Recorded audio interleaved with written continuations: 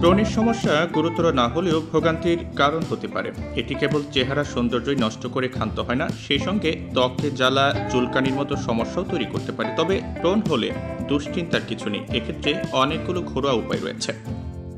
প্রাকৃতিক উপাদান ব্যবহারের ফলে পার্শ্ব প্রতিক্রিয়ার ভয় থাকবে না। ব্রণ হলে তাই প্রাকৃতিক উপায়ে প্রতিকারের চেষ্টা করুন। এর পাশাপাশি স্বাস্থ্যকর জীবনযাপনও বজায় রাখতে হবে। চলুন জেনে নেওয়া যাক। অ্যালোভেরা। অ্যালোভেরা অ্যান্টিব্যাকটেরিয়াল বৈশিষ্ট্য সমৃদ্ধ একটি প্রাকৃতিক ময়েশ্চারাইজার। এটি ত্বককে প্রশমিত করতে সাহায্য করে এবং ব্রণ নিরাময় করে। খাঁটি অ্যালোভেরা জেল সরাসরি ব্রণের স্থানে ব্যবহার করুন এবং এটি ধুয়ে ফেলার আগে কমপক্ষে 30 মিনিটের জন্য রেখে দিন। দিনে 2 বার এভাবে ব্যবহার করতে পারেন। Tea tree oil.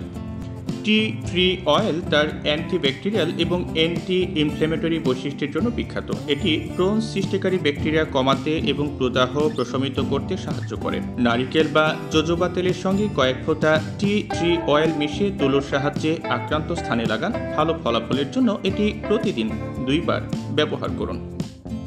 Apple cider vinegar.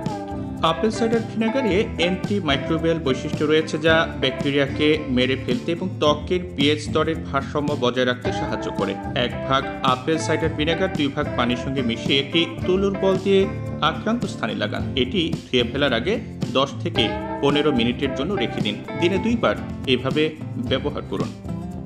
যথাযথ স্বাস্থ্যবিধি।